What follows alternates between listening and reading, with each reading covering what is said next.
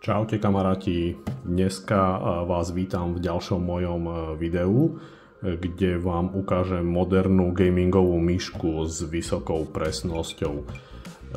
Konkrétne sa bude jednať o myšku od Hami, ktorá je zaradená v modelovej rade Urage pod označením Reaper 100. Chalani z Electra Allsmart mi umožnili takto sa pozrieť na tú myšku, vyskúšať si ju a poďme sa pozrieť, rozbalíme si to. Takže v balení nájdeme samotnú myšku a plus nejaká literatúra.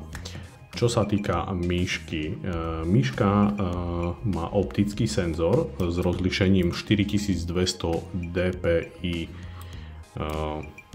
pre extrémnu presnosť. Môžeme povedať, že čím vyššie dpi, tým je myška presnejšia. Čo sa týka povrchu, je to fakt povrch, ktorý je neklzavý, sa pohodlne drží. Zo spodu myšky máme kvalitné teflonové plošky, ktoré nám umožňujú, aby sa myška hladúčko pohybovala, či už po nejakom stole, doske, alebo kto používa podložku pod myš. Spomínal som to DPI. Táto myška disponuje možnosťou nastaviť si DPI v rozlíšení 1000 DPI, 1600 dpi, 2400 dpi a 4200. Na to slúži tu na toto tlačítko, ktoré keď stlačím, tak sa nám aj pekne zmení to podsvietenie. To podsvietenie hovorí zároveň, že sa nám zmení aj to DPI. Pre zaujímavosť, pokiaľ máme červené podsvietenie, bežíme v 1000 dpi, pokiaľ zelené 1600, pokiaľ modré 2400 a fialový nám hovorí o 4200 dpi móde tejto myšky.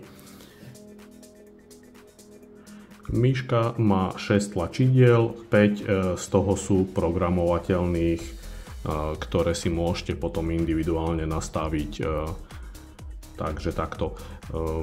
Myšku charakterizujem asi takto, že kábel, je to samozrejme káblová myška, tento kábel je v dĺžke 1,5 metra, takže štandardne zo stola do počítača myslím, že to úplne stačí.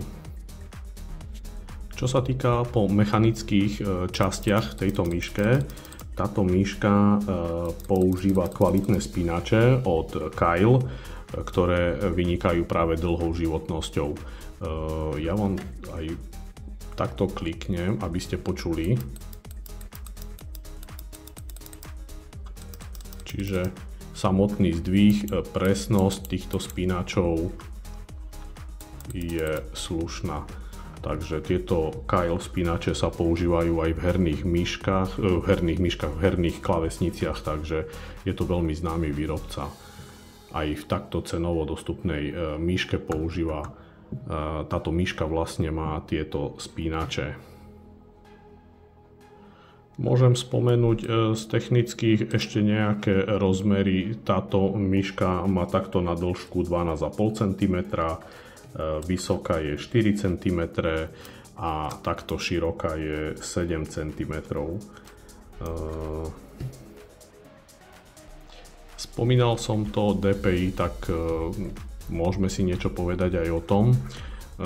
Čím vyššia táto hodnota je v týchto myškách, tým je myš citlivejšia a dokáže lepšie rozoznať povrch pod sebou, či už ju máte na stole, na tej spomínanej podložke. Z takého používateľského hľadiska sa kurzor myšky pohybuje oveľa rýchlejšie a celková dráha napríklad pri mierení v hrách je oveľa kratšia. Ľudovo povedané ešte takto, pokiaľ mám tú myšku nastavenú na to najvyššie DPI, tak pri drahé ktorú ja zrobím s myškou sprava doľava napríklad na 2 cm, tak kurzor myšky mi prebehne z jednej strany monitora na druhú. Keď si ponížim DPI, to znamená pri tej istej drahe myšky, čo ja zrobím s rukou, mi táto myška zrobí oveľa kratšiu dráhu na tom monitore. Má to svoje výhody, nevýhody. Výhody samozrejme v určitých typoch hrách je lepšie, keď si nastavím vysoké DPI, ale opačne musíme si povedať, pokiaľ niekto hľadá nejakú presnejšiu prácu, lepšie mierenie, tak je výhodou, aby som si nastavil to nižšie DPI, mám citlivejšiu ruku, viem si to presnejšie nastaviť. Výhodou aj v určitých programoch, vo Photoshopoch alebo v nejakých strihacích programoch je, kedy potrebujete niečo presnejšie označiť, tak výhoda toho je, že si ponížim to DPI nižšie a môžem pracovať takto, čiže asi tak k tomu DPI. Takže pre menej náročných užívateľom postačí hodnota v rozmedzi nejakých 800 až 1600 dpi. Vtedy môžeme hovoriť o nejakých kancelárskych prácach, kedy si tie myšky vyberáte skôr podľa dizajnu, či sa vám páčia alebo nie. Pokiaľ si to ale kupujete ku hrám alebo hovorím ku tým grafickým programom, tak je lepšie, ak tá myška má minimálne možnosť si nastaviť 3200 dpi, kdežto táto myška nám dovoľuje nastaviť to maximálne 4200 dpi. Takže záverom si môžeme povedať, kto hľada nejakú novú myšku, nový kus hardvéru k svojmu počítaču, môžem mu túto myšku skvele odporučiť, nakoľko používam myšku pri druhom počítači od Afortechu, alebo mám ešte jednu myšku, ktorá je od Logitechu, tak na túto myšku som si konkrétne veľmi rýchlo zvykol a vyhovuje mi to. Vyhovuje mi po tej stránke, že mi sedí dobre v ruke, dá sa možnosť nastaviť to DPI, kábel osobne mi nevadí, takže myslím, že je to cenovo fakt super myška, takže asi toľko.